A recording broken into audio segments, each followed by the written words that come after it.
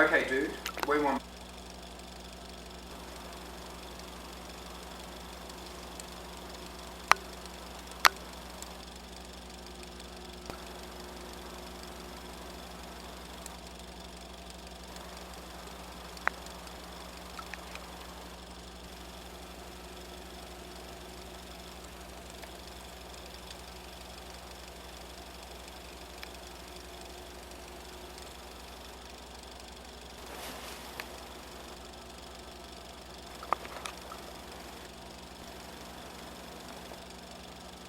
Martin is a journalist.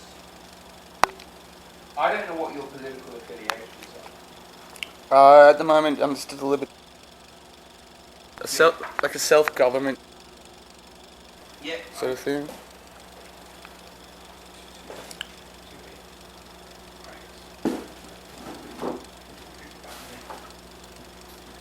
A self-government, yeah. A bit like Chomsky. Yeah, pretty much. Yeah. I've only read a little bit about him. Like everything's like taxes are based on donations and stuff like that. Yeah, I'm not so sure about that. I think that we need like having defence is all right from sides. I love this. When I was a kid in England, there was the white kids and there were the black kids. And the black kids taught the... And these wallabies were a big thing. We thought they were the coolest shoes ever, right? And all the black kids wore them. And so then all the white kids copied them. And my mum was from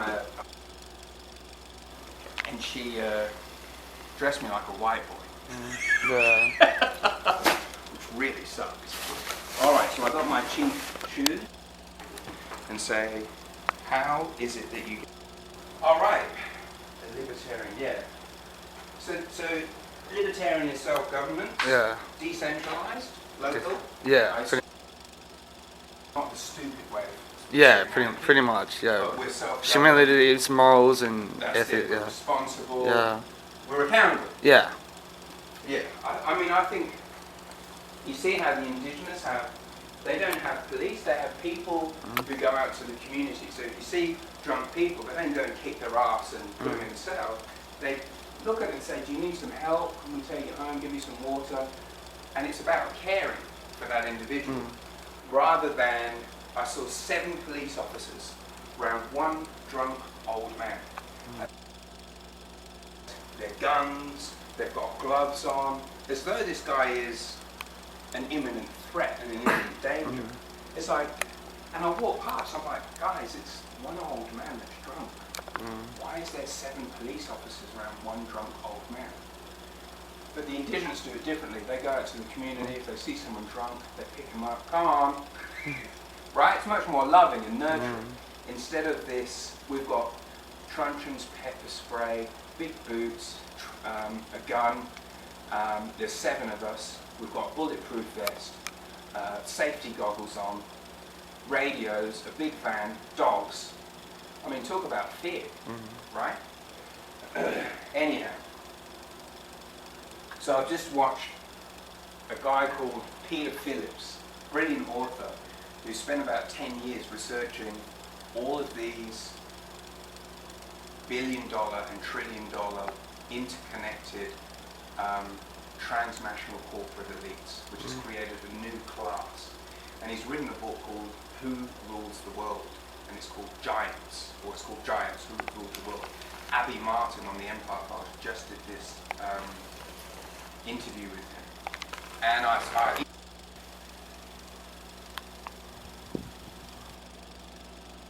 Yeah. Beautiful.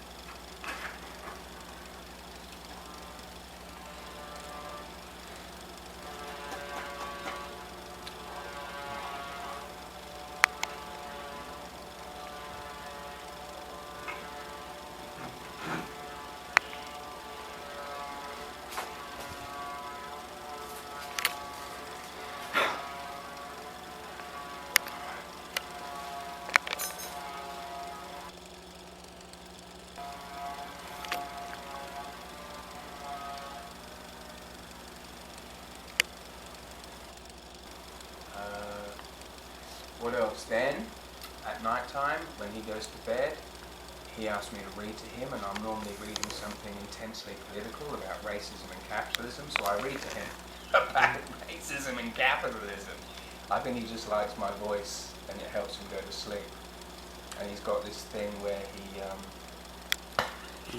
he doesn't breastfeed anymore, all right, because he's 3, so he's been weaned off the boob. But to feel comfortable, he grabs my boob and plays with it, because it makes him feel, I guess, safe and warm and close to mummy. But she's like, get off, because she wants to read, and he keeps hassling her. So he now feels my boob and cuddles me, and he's a lovely kid. He might go into the next year advanced, because he's such a sensible, intelligent little kid, and he's lots of fun. He's a Harvey, or a quarter, because I'm part Indian, African, European, and he's part Japanese, Taiwanese, English, and I think we've got French in our background as well, and African. So he is a conglomerate of genetics, diverse, in the range of what's in his. That's it.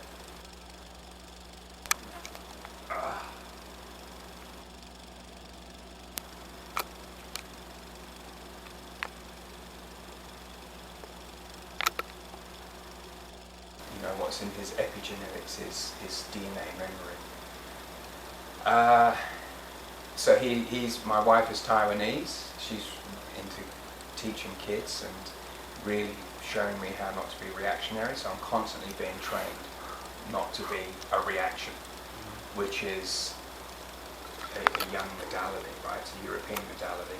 So I'm constantly being trained. Don't flip out at him, teach him, talk to him like you're training someone and teaching them. So I speak to him like an adult, and she says he's not getting it, and I'm saying, but it's sinking in. He seems to get it from intonation.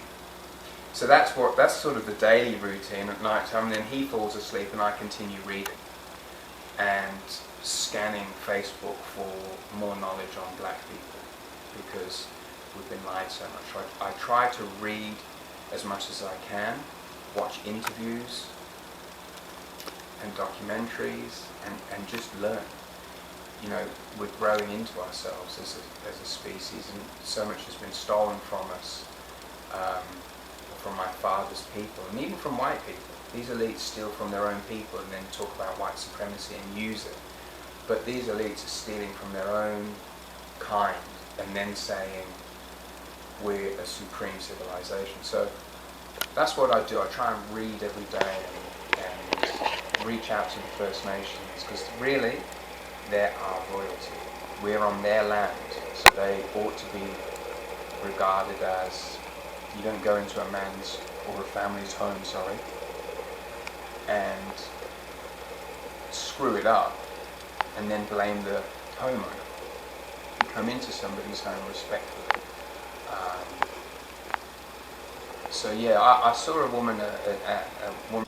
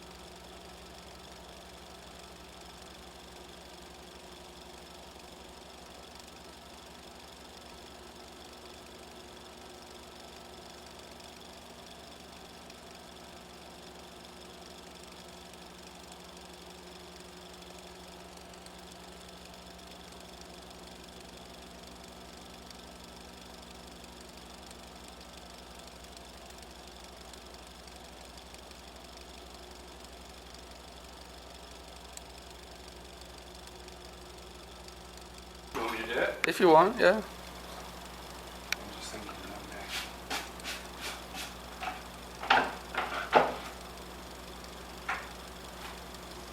Some biscuits.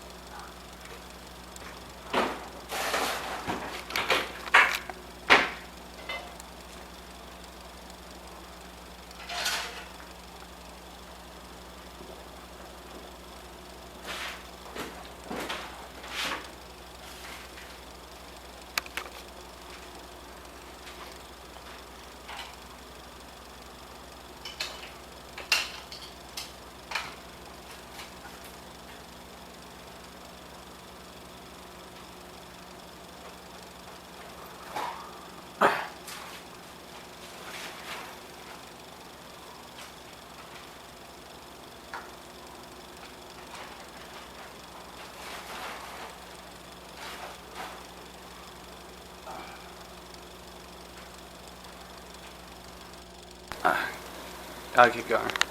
Yeah, I saw this woman's Sister's Eye, and someone introduced me to her through, said maybe you can get on the radio and do podcasts about black history.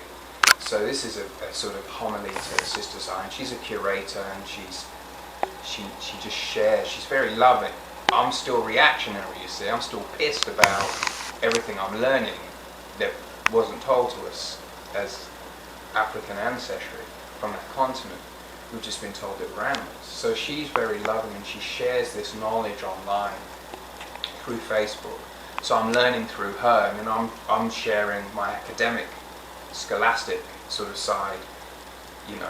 And anyway, I met her at the Red Rattler Theatre in Marrickville, and she opened the night with a song to the First Nations, and I almost cried because it was so generous. She was respectfully honouring the First Nations for being on their land. Just keep going past that stuff.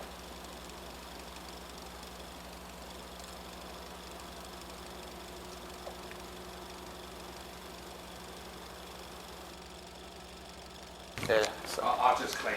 yeah, just, I don't know what pretending to clean. Do you want me to do it in silence? yeah.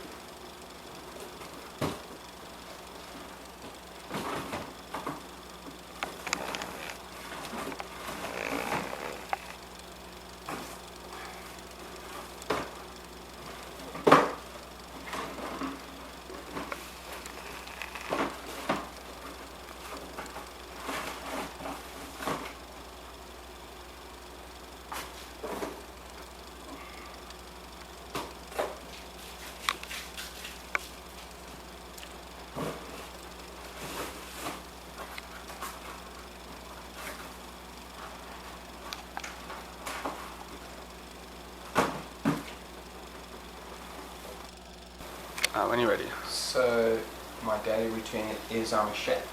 I've been cooking for about 20 years, I think, almost 20 years, 19 years. I started with Peter Evans at Hugo's, and I've been cooking ever since. I work 4 days a week in a little cafe in Terry Hills. It's busy. It's very busy. And it's a lot of cleaning and cooking and organising and dumb politics. And then in the evenings, I wanted to do day work because I've got a 3-year-old, and I love hanging out with him and being at home with my wife. One of my favourite things is hearing my wife and him sing before they go to sleep. It's the best. I don't understand the war after having children. I didn't understand it before, but after having a child, I'm like, why would elite send us to war? So that's what I do. I come home. He gets home just after me. They're in a school just up the road. And he gets home, and the first thing he says is, "Chase me, Daddy, chase me!" So I've got to chase him around the house, and then go outside in his little go-kart. And he likes to drive around. He loves cars, ambulances, police. You know, I look at police.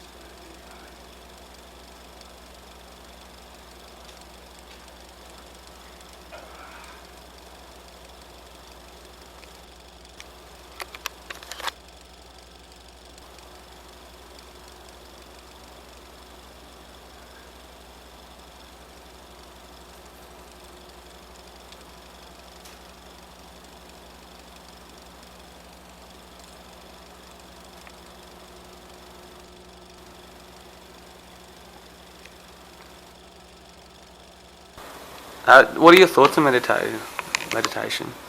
Well, meditation wasn't created in India or China.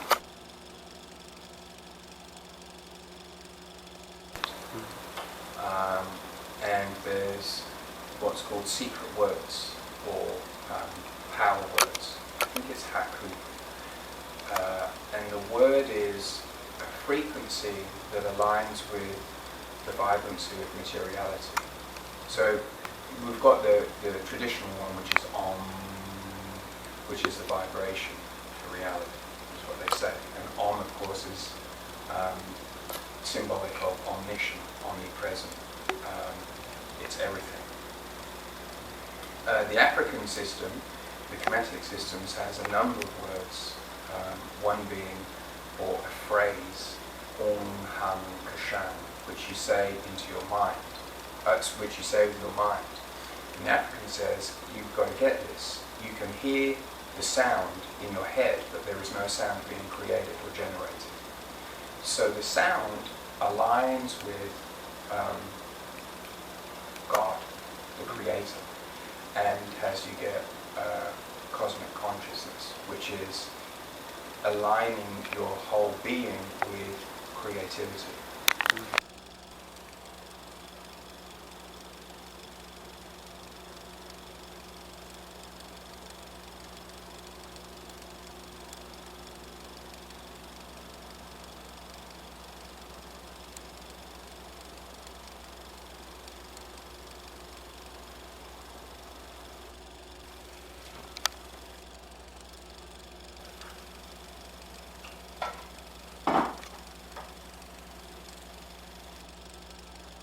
Loads of pointless things.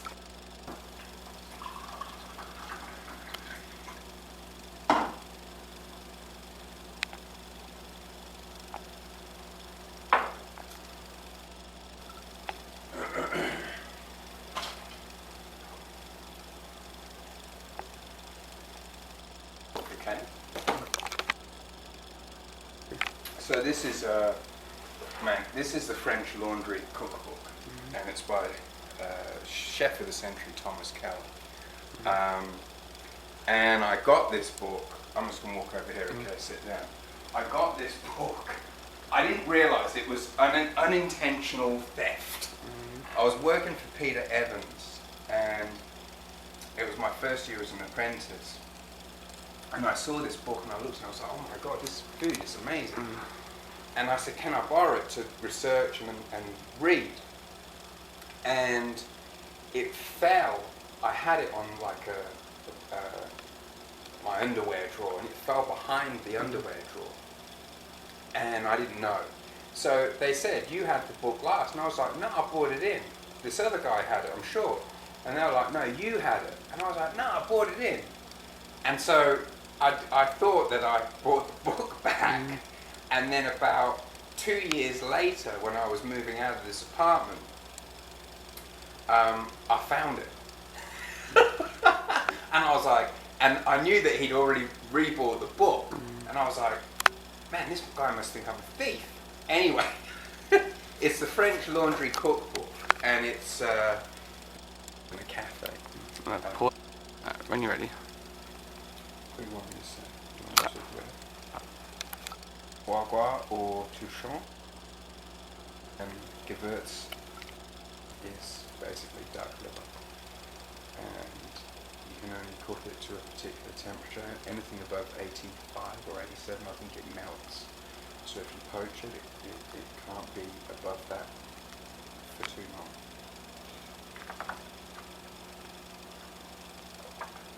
Anyhow, it's a beautiful book, and I keep thinking, like, I went to return the book to Peter Evans. Everything had gone into storage. I left after I found this. I was going overseas. Hugo's are gone from Bondi Beach.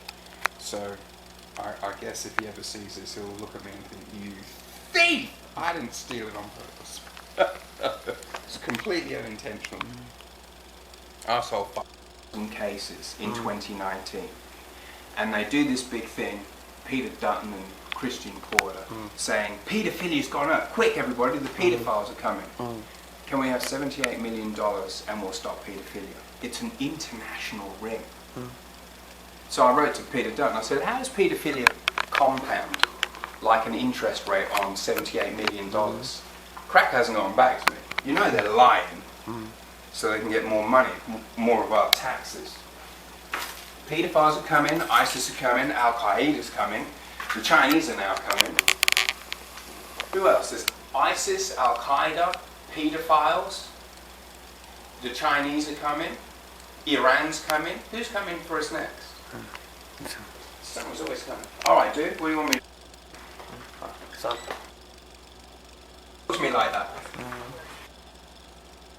Like that. Dad, have some cake, please? No. Why not? But I said it the right way. That doesn't mean you're going to get... awesome. You want something and you really want it, and that's why I said every time you fall on the floor and start kicking your legs around doing that tantrum thing, do you think I'm going to give it to you? He's like, maybe. I'm like, it's not going to happen, pal. We're not going down.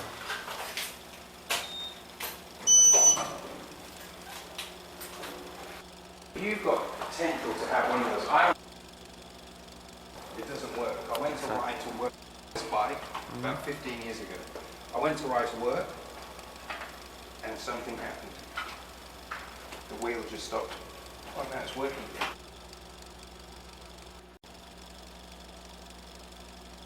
18 years I've had that bike. And the gears don't change. 15 years I've had that bike.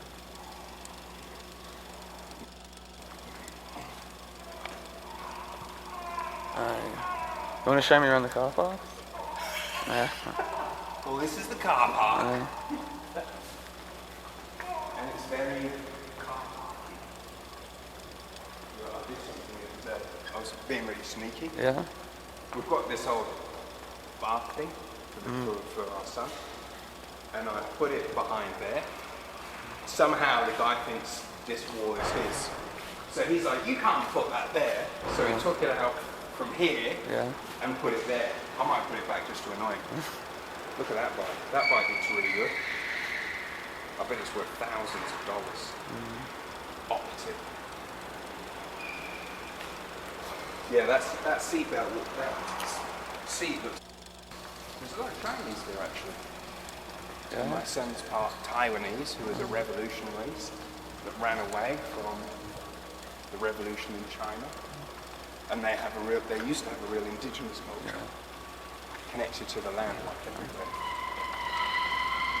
This way, dude.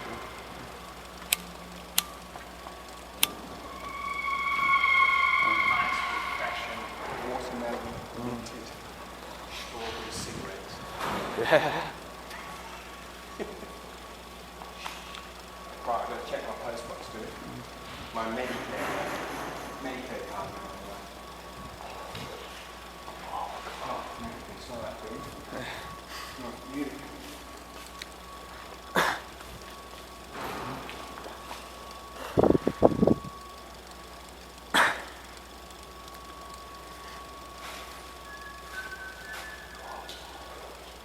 Oh man, that's serious stuff.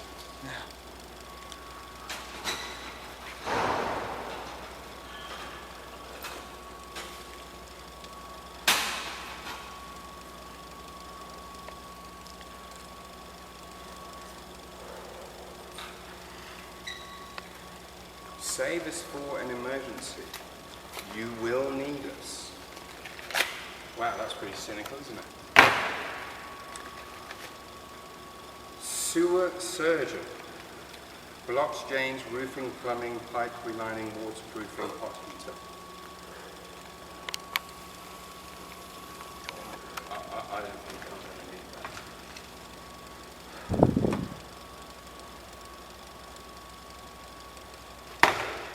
Oh, I do? Can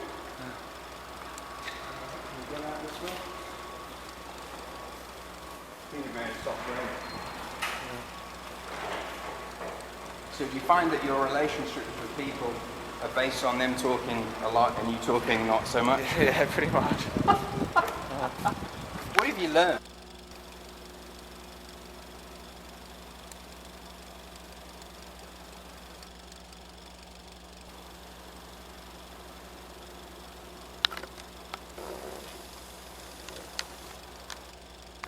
Ready.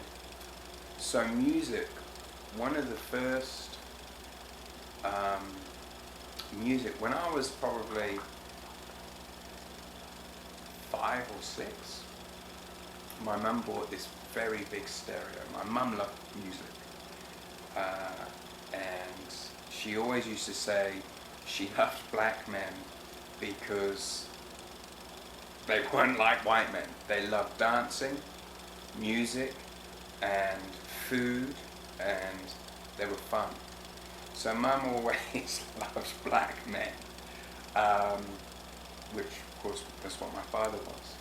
And she loved music, so she bought a big stereo, one of those big old stereos, which had all these records.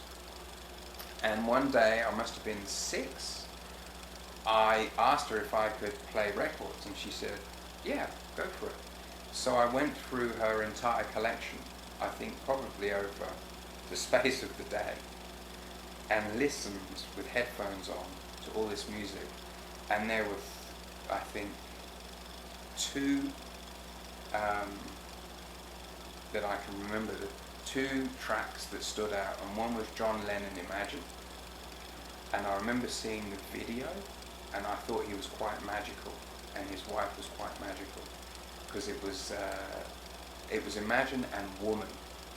And I remember him playing that white piano in the video, and I played the track over and over again, and then I listened to Imagine, and I was like, wow, this is amazing. And even as a child, you know, it just resonated. And then the other one was Master Blaster by Stevie Wonder.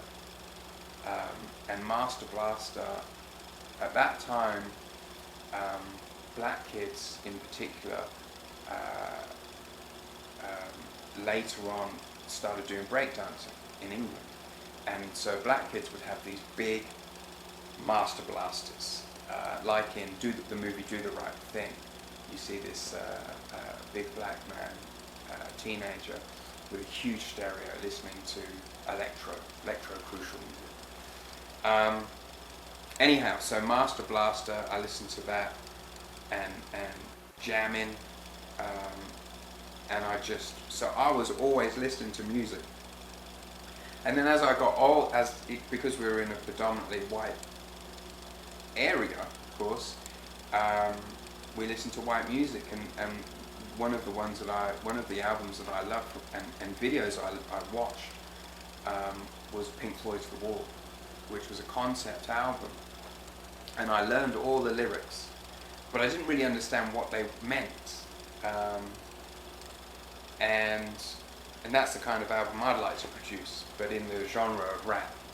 And of course, Pink Floyd's album The Wall follows and is, I suppose, based on what's his name, Sid Barrett, who was the old lead singer of Pink Floyd, who went crazy on LSD. And so I watched that video over and over and over again. I was like, this is amazing, but it was a bit scary. And then I learned all the lyrics. And then I got into Motown, because those people kind of looked like me, but they didn't look like me because I was also mixed. But Motown and soul and Ray, all of those old soul singers. So I used to listen to that all the time. Motown and Decca. And then I was getting into a bit of hip hop, KRS-One, Public Enemy, the Caribbean, Jamaican dancehall from Trinidad and Tobago I got into. And it was funny, a lot of the white kids were actually listening to more black music, a lot of the white boys, because they idolized black people, particularly Bob Marley, reggae singers, Motown, and of course when hip hop and rap came in. So then I moved to Australia, and I unfortunately got into the dance party scene, which was all about drugs and speed, ecstasy, and dancing. And I was very good at dancing. So we used to go to a club here in Sydney called Ziggurat, where I got into drugs. And the 90s I was 16, and I was going to these dance parties. And when I started going, there was only a few of us that were that young, between 16 and 18. Everybody else, it was a much older crowd. But I loved dancing.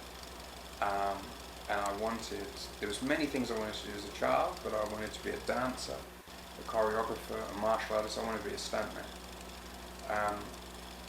So I sort of lost my way with that drug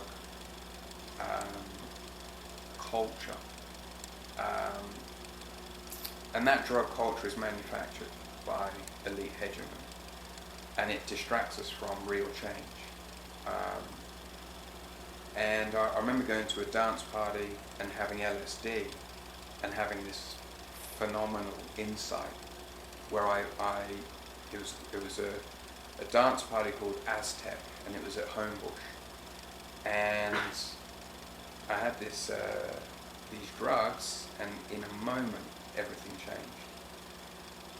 Everything suddenly looked artificial to me. Like this whole rave scene, dance, party scene was full of shit. It was all about avoiding dealing with our spiritual desolation. And it was a confronting insight and breakthrough that I had. And I looked at everybody and thought, the clothes don't mean anything, the music doesn't mean anything, we are lying to ourselves about what music can be and ought to be. And we are lying because we like the feeling of drugs and we think that we're being free and liberated by having drugs, when in actual fact, we're just addicted to feeling good and avoiding reality. And in the guise of, we're revolutionary. So in that one night, everything changed for me. And it was a bad experience. And everybody, and whoever I spoke to, they didn't get it. They were like, "No, man, it's all free, man. It's all love, and we're revolutionary." I was like, "It's not. It's artificial. It's a lie." And no, there was only one person that listened to me, a guy called Andrew Mills, who's really a hero of mine, and he ended up on heroin. He's still alive. And I looked at our school and I thought, everybody's having drugs. This isn't music, man. That music is a repetitive beat that locks us in to a particular artificial reality. And then I heard a bit of Public Enemy from years before, and I thought, Public Enemy, you know, are talking the truth. And I heard a rapper by the name of Paris, and he wrote a track called The Devil Made Me. And being half black, half white, and being indoctrinated into a culture of drugs in Australia, which is, I assert, manufactured artificial reality and a state of control by very wealthy people, derails the growth in consciousness. And then I looked at Pink Floyd, and then one day there were a few songs that I suddenly understood what the lyrics meant.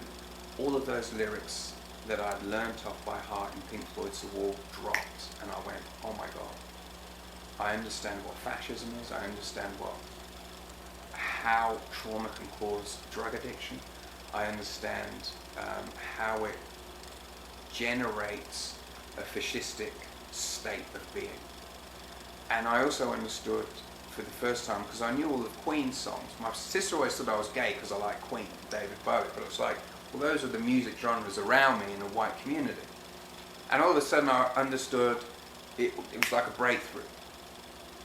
Understood Bohemian Rhapsody and what Freddie Mercury was singing about, his sexuality, the pain that he felt from understanding who he was as, I think he was bisexual, but predominantly homosexual.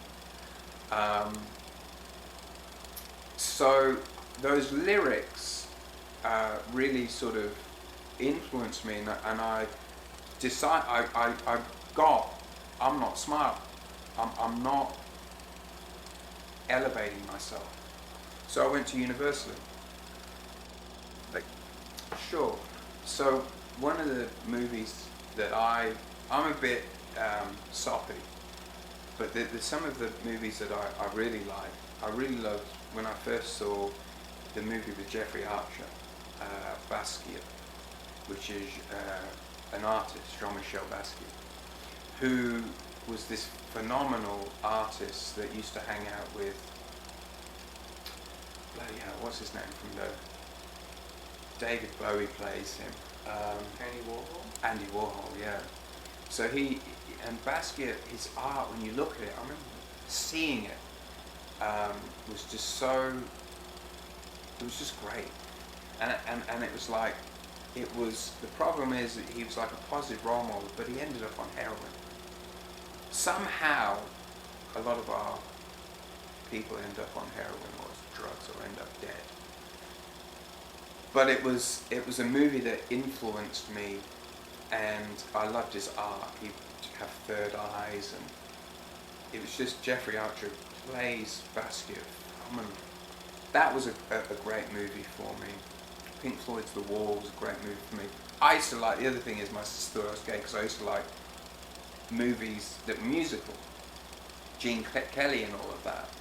And Fame with Leroy, which often black people are portrayed as homosexual or bisexual or messed up on things. But I used to watch those because I love dance. Now I do Cuban salsa, kizomba.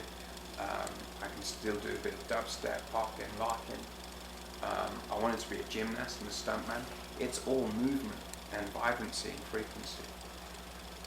And then I think a lot of Hollywood movies brainwash us. So a lot of movies push, like I've said before, superhero genres like James Bond, which look like they're fighting for something good, but in fact it's like Jason Bourne. We're all waking up to the theft. So I really used to love, action movies, but you start to realise after a while it's all white people telling us how brilliant they are. But some of the nice movies I like Cinema Paradiso. I like, there's a French movie called The Untouchables, which is a relationship between a French man and an African. It's a great movie. It's a beautiful comedy. It makes me laugh. There's another French movie I love called The Dinner Game. I think in French they call it The Idiot Game, which is another hysterical comedy. But I love stand-up. My favourite stand-up comedian at the moment is Bill Burr, because he just is phenomenal with all of the political stuff that's going on, and he's so skilled in the racial issues and he's married to a black woman, and I kind of love that. There's a lot of stuff about black women marrying white men as a consequence of implicit racism and brainwashing. But I really love that Bill Burr is married to a black woman, because he really says some great things, and he's had a daughter, and you just see that he's completely in love with his daughter that's a mixed race or a mixed phenotype child. So stand-up comedy, I think, is really it's detrimental to white supremacy, because everybody loves laughing, and right-wing, racist, chauvinist, sexist humor is crap, and people know it. So comedians are really getting the world woke. So Bill Burr,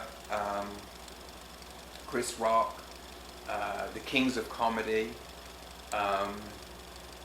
black comedians I just love. They're just I love watching. Def Jam.